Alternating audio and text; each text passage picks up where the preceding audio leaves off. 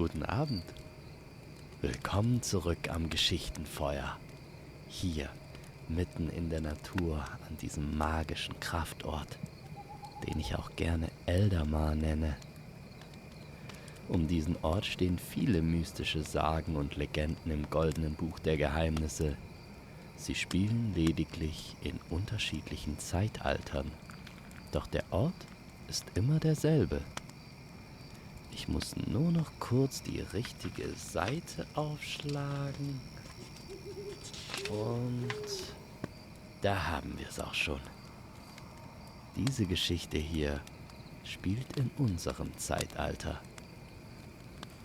Also, lehn dich entspannt zurück und genieß den Moment.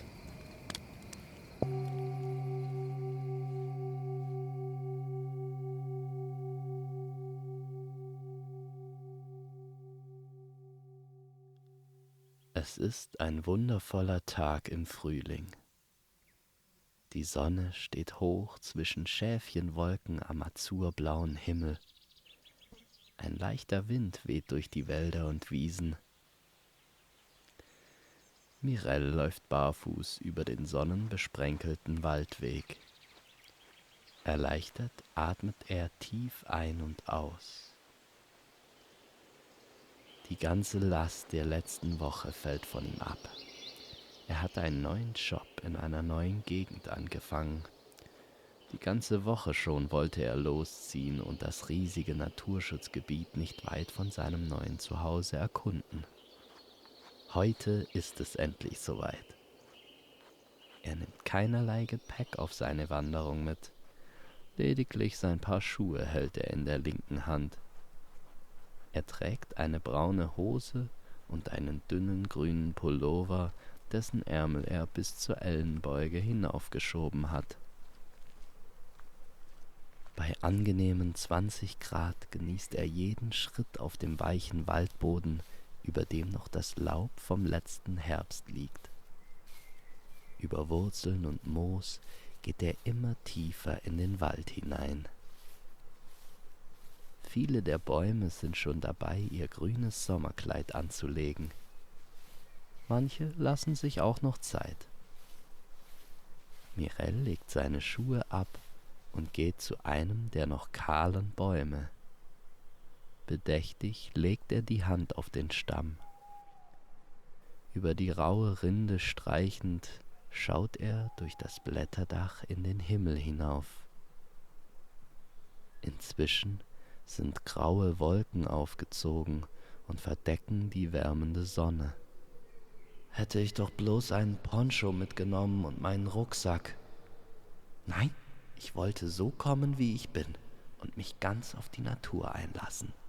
Ein richtiges Abenteuer, ohne Schnickschnack. Die Wolken werden schon bald wieder vorbeiziehen, denkt er sich, als er einen der Äste berührt und liebevoll mit den Fingern über die kleinen grünen Knospen und Triebe fährt. Bald kommt auch deine Zeit zu blühen, mein Freund. Mirelle breitet beide Arme aus und umarmt den Baum herzlich. Er riecht an seiner würzigen Rinde und fühlt seine starken Wurzeln unter den Füßen, die eins mit dem Boden werden. Einen letzten Moment hält er inne, ehe er weiterzieht. Bald schon hört der vorgefertigte Waldweg auf und er läuft weiter durch die pure Wildnis. Er sieht an den vielen umgefallenen Baumruinen, dass dort keine Waldarbeiten stattfinden und der Natur unberührt ihren Lauf gelassen wird. Vor ihm tut sich ein märchenhafter Urwald auf, mit unzähligen Farnen auf der Erde und Lianenranken an den Bäumen. Da beginnen die ersten Tropfen durchs Blätterdach auf seinen Kopf zu fallen. Von Sekunde zu Sekunde wird der Regen immer stärker. Mirel zieht seine Schuhe an und verschnellert das Lauftempo auf der Suche nach einem Unterschlupf. Die Bäume beginnen sich im heftigen Sturm zu biegen und Klagelieder für ihre gefallenen Brüder und Schwestern zu singen. Als die Regentropfen ihm wie ein Schauer über den Rücken gleiten, bemerkt er einen immensen Temperatursturz. Nebelschlieren ziehen über dem Waldboden auf, verdichten sich und bilden illusorische Wände zwischen den dunklen Stämmen. Die Bäume, die zuvor so freundlich wirkten, werden zu mystischen Waldgeistern. Für Mirel wird es dadurch immer schwerer, einen Unterschlupf zu finden. Er sieht ein fahles Licht im Nebel leuchten, das schnell auf ihn zukommt. Verwundert versucht er, das umherschnellende Licht zu fokussieren. Als das Licht nahe genug ist, erkennt Mirel, dass es eine weiße Blüte ist, die vom Wind umhergeweht wird. Fasziniert folgt er der leuchtenden Blüte durch den Nebel. Sie bleibt an den Wurzeln einer riesigen, umgefallenen Tanne hängen. Wie ein Schrägdach liegen die Wurzelausläufe des Baumes über einer Mulde im Boden. Dankbar bricht sich Mirel ein paar tote Tannenzweige ab und verstärkt das Schrägdach aus Wurzeln. Anschließend stellt er sich zitternd unter. Geduldig sitzt er in der Hocke, seinen eigenen Körper umarmend, den Regen aus. Da weht es eine zweite Blüte direkt vor ihm auf den Boden. Verwundert liest er die Blüte von der Erde auf und sieht sie sich genau an. Einzelne Wassertropfen perlen an den weißen Blättern ab, während die gelben Pollen, die das Zentrum bilden, noch vollkommen trocken und unberührt scheinen. Ich würde gerne den Baum sehen, von dem diese Blüten kommen, denkt sich Mirel, als plötzlich ein Fuchs vor ihm auftaucht und er erschrocken zurückweicht. Der Fuchs schnellt an ihm vorbei und verschwindet in einem Erdloch unter den Wurzeln. Mirel war die ganze Zeit vor seinem Bau gesessen und hatte es nicht bemerkt. Da weht es ihm eine weitere Blüte direkt ins Gesicht.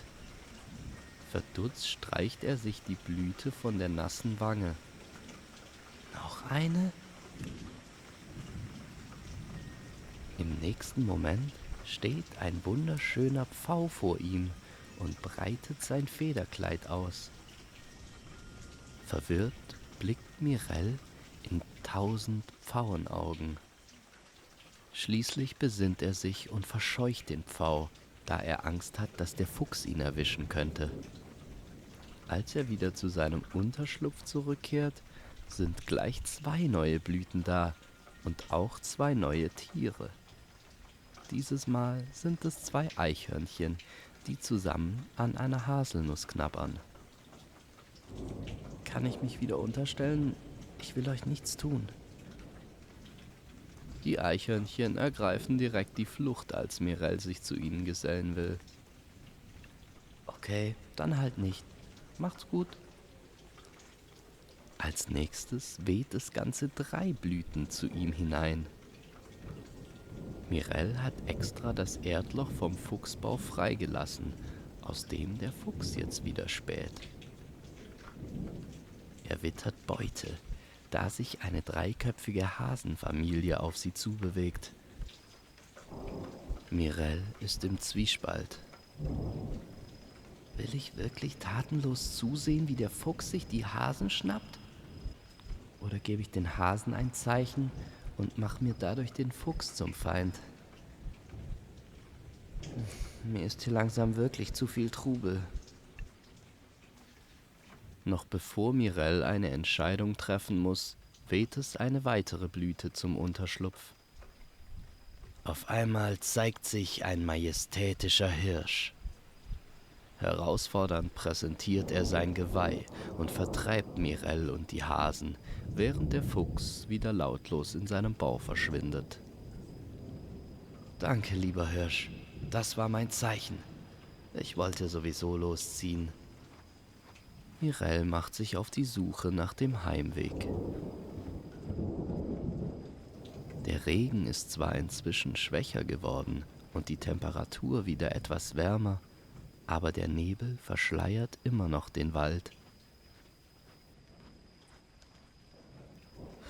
Ich habe mich tatsächlich verirrt. Naja, einfach immer in Bewegung bleiben. Dann werde ich schon wieder irgendwann auf dem Waldweg landen. Der Wald hat ja auch irgendwo ein Ende.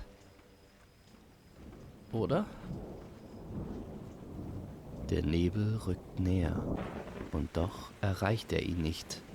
Wie ein Geheimnis, das in den Büschen lauert, um nicht entdeckt zu werden. Auch Stunden später findet Mirel keinen Weg. Nur immer wieder weht eine weiße Blüte um ihn herum. Bisher hat er jede weitere Blüte ignoriert, doch es reizt ihn mehr und mehr, den Ursprung der seltsamen Blüten zu finden. Zum Glück bin ich schon früh am Morgen losgelaufen. Dadurch habe ich noch ein bisschen Zeit, bevor es dunkel wird. Mirel kann nicht mehr widerstehen und folgt der Blüte. Schließlich landet er wieder vor dem Unterschlupf, in dem sich mittlerweile kein Hirsch mehr befindet, sondern 3 Ziegenböcke und 2 Waschbären. Über ihnen auf dem Wurzeldach sitzen wieder die 2 Eichhörnchen. Kopfschüttelnd zieht Mirel weiter 4 wehenden Blüten entgegen. Das wäre doch der Traum eines jeden Fotografen. Zu schade, dass ich mein Handy nicht mitgenommen habe. Nach 2 weiteren erfolglosen Verfolgungsaktionen der Blüten entscheidet sich Mirel nun doch wieder sein Augenmerk auf den Heimweg zu richten. Im nächsten Augenblick hört er das Rauschen eines Baches, das ihm zuvor noch gar nicht aufgefallen war. Entschlossen folgt er dem Geräusch und findet alsbald ein kleines Bächlein, das sich seinen Weg durch den Nebel bahnt. Mirel läuft weiter und weiter am Bach entlang. Dort begegnen ihm wunderschöne türkisblaue Libellen, eine Biberfamilie und sogar ein Feuersalamander. Alle scheinen ebenfalls einer Blüte zu folgen, die auf dem Wasser abwärts treibt. Motiviert läuft Mirel weiter über die nasse Erde und die Wurzeln. Da realisiert er, dass das Tageslicht immer schwächer wird und es nicht mehr lange bis zur Dämmerung sein kann. Doch auch ein gutes Zeichen kann er deuten. Die Nebelschleier lüften sich nach und nach im Wind. Ein Nebelwirbel erscheint vor ihm und wieder begegnet ihm der Pfau, der sich vor ihm in den Weg stellt und sein Federkleid mit den 1000 Augen aufspannt. Was willst du von mir? Soll ich umkehren? Oder bist du sauer, weil ich dich verjagt habe?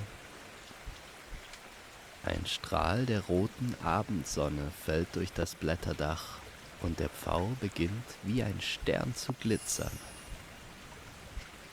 Du bist ja gar nicht echt. Mirel läuft durch den Pfau hindurch, der wieder eins mit den Nebelschwaden wird. Erneut weht es weiße Blüten durch die Luft. Erstaunt geht er weiter am Bach entlang, bis er schließlich die Quelle erreicht.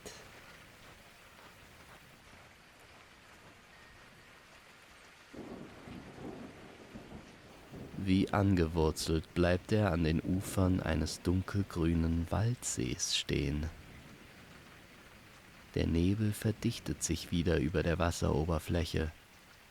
Im See liegt ein umgefallener Baum mit unzähligen Astausläufen, die nach und nach vom Nebel verschluckt werden. Ein weiterer Sonnenstrahl gewährt ihm einen letzten Blick auf das Zentrum, ehe der Nebel es verschleiert. Auf dem Baum im See entdeckt er die Quelle der Blüten.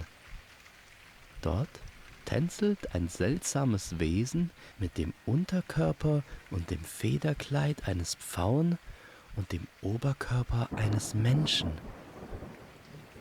Das Wesen trägt einen aus Efeuranken geflochtenen Korb mit der rechten, während es mit der linken weiße Blüten herausholt und sie in die Luft wirft. Sag mal, spinne ich denn? Ich muss das unbedingt aus der Nähe sehen. Mirel zieht sich nackt aus und springt mutig in den See.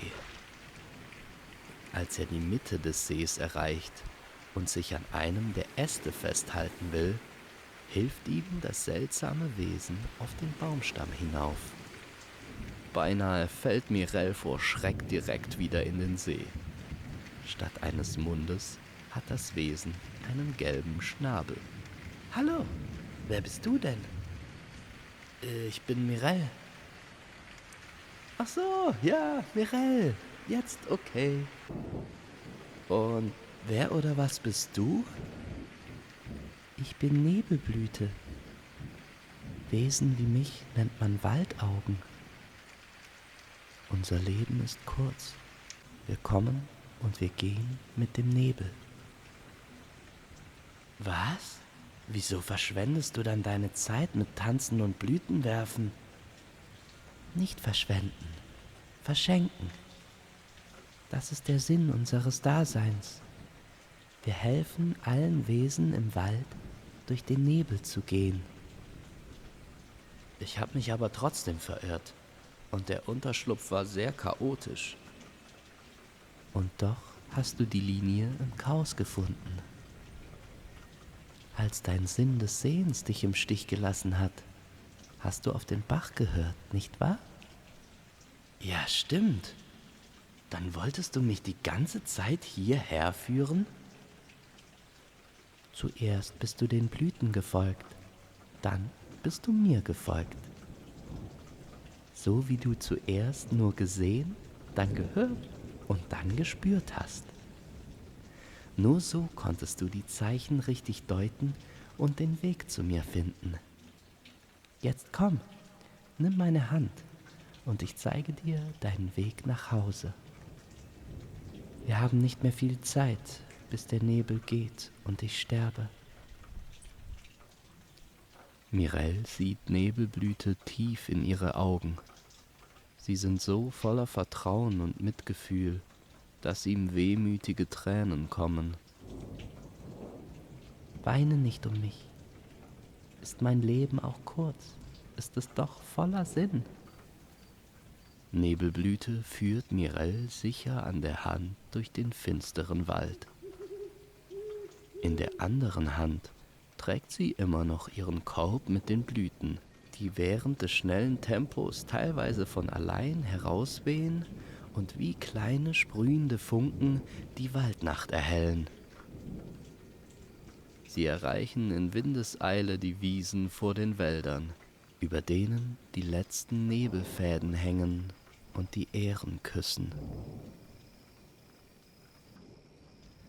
Tief durchatmend bleiben sie am Wegrand stehen. Sie lächelt mitfühlend und reicht ihm aus ihrem Korb seine Klamotten. Hier, die solltest du anziehen, wenn du wieder in die Zivilisation gehst. Oh, danke. Du hast absolut recht. Lachend zieht er sich wieder an.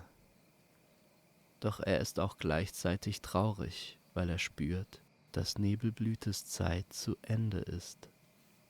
Ich danke dir von ganzem Herzen, dass du mir den Weg gezeigt hast.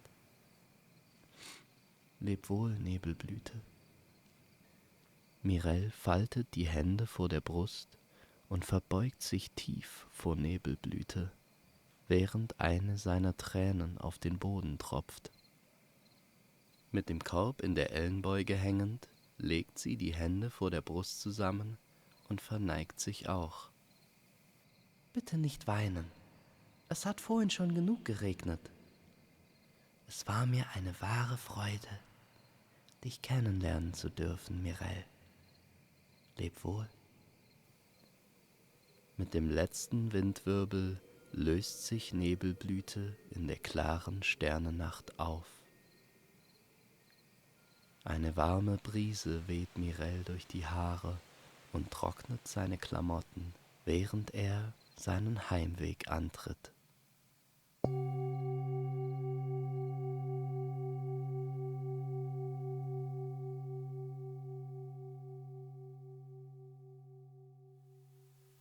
Ruhe in Frieden, Nebelblüte, du wundervolles Geschöpf der Natur.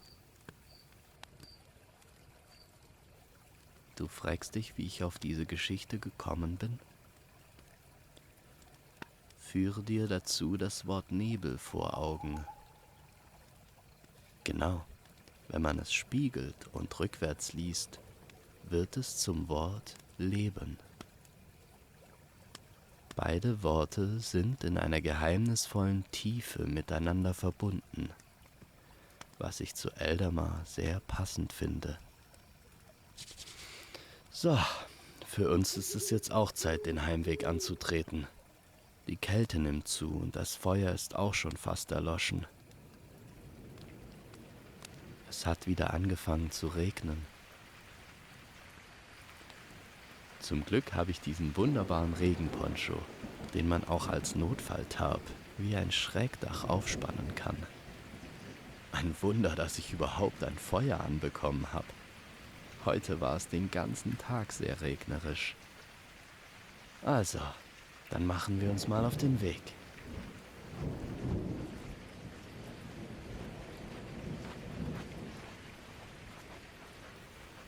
Siehst du, wie der Nebel über dem Waldboden hier am Fluss aufzieht?